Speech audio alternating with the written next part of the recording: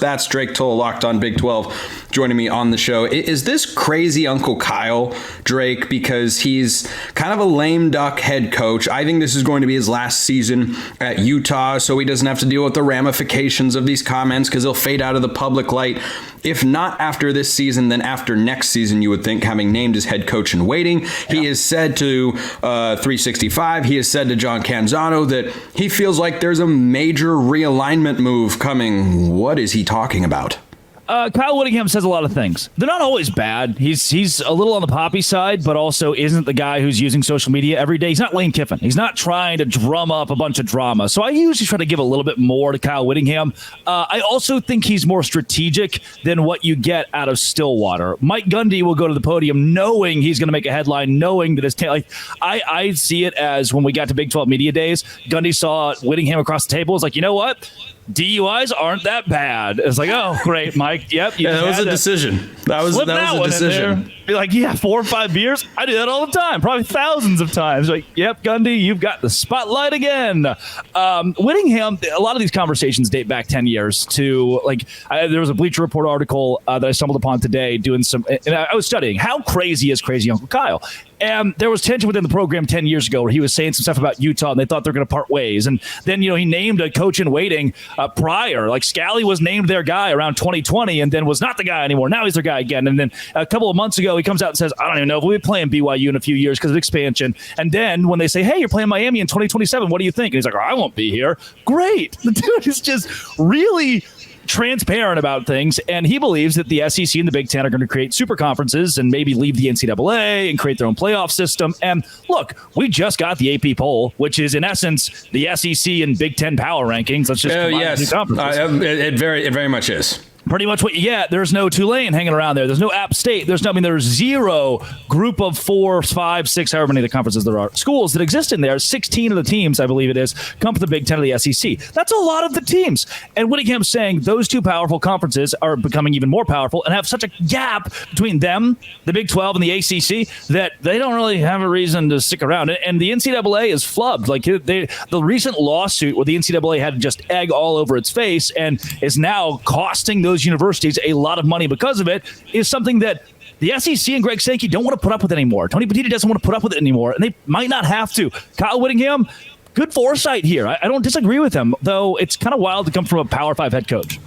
It is, and I thought it was notable that Dennis Dodd of CBS Sports had a response to that comment that if Kyle Whittingham is right, Dennis was saying, well, then you can just tear up all these media rights contracts that everyone just signed that run into the late 2020s or usually into the early part of the 2030s, which, yes, is indeed about a decade or so from now. The idea of a super conference has been floated around before. And to your point on the AP poll, why don't I just go through the top 15 here? I could go to the top 25, but I think top 15 makes the point. SEC, Big Ten, SEC, Notre Dame, Big Ten, ACC. Hey, look, that's Florida State. They're not going to be in the ACC for very long. SEC, Big 12, go Utah, I suppose, and then SEC, and then ACC. Oh, yep, Clemson again. Yeah, they're not going to be there anymore. And SEC.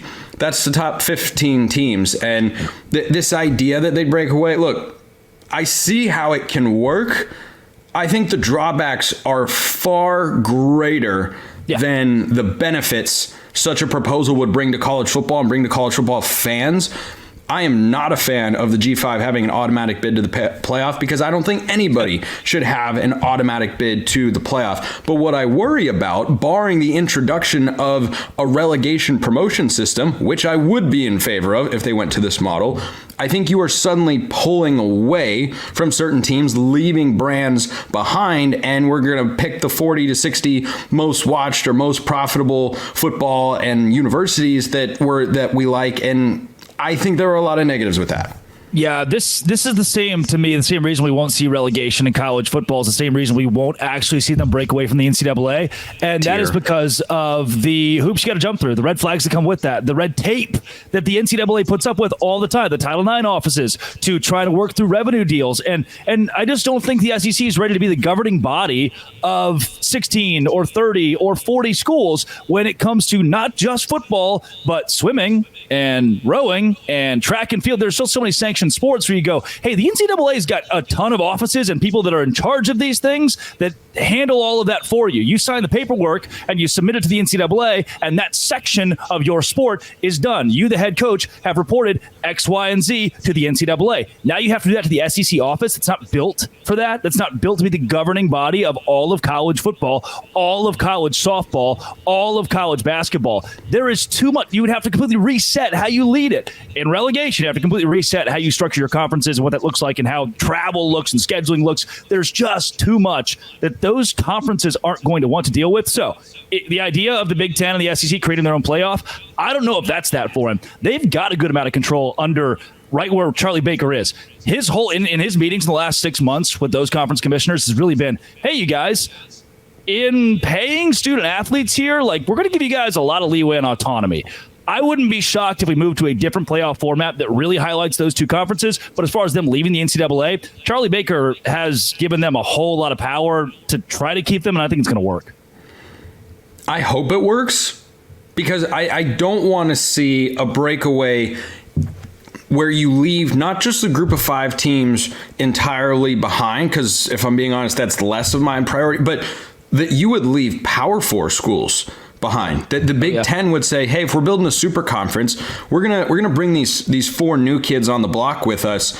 And Indiana, Illinois, Northwestern, Purdue, we don't really want you anymore. And the SEC will say, yeah, Mississippi State and Vanderbilt and Missouri and whoever else, we don't really want or need you here. Like that's what I ward against. But I want to close with this, Drake, because you brought up a good point about why you give Kyle Whittingham's comments serious weight, because he is a lame duck, so he doesn't have to deal with the consequences or think about all these sorts of things. But this is not just something he said once and it just kind of went out there and I was like, whoa, what a quote. He has said this twice, that he believes a major realignment shift is coming the next couple of years. And I tend to be in your camp, which is, correct me if I'm wrong, there are too many hurdles to jump over in the short term.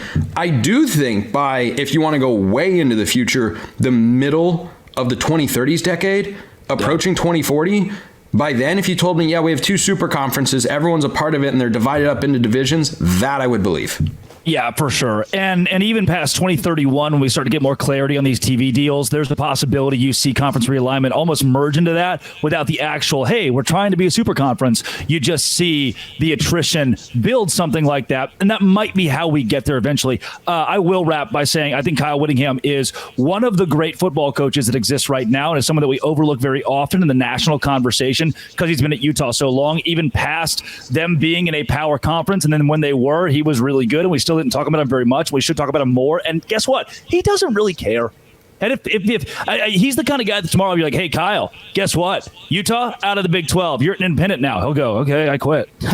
he's chill, man. He's like, whatever happens, it's out of my control. It's like, all right, cool. And that's why I think Kyle Whittingham isn't BSing us right now. This is really what he believes. I don't know if he's that far off.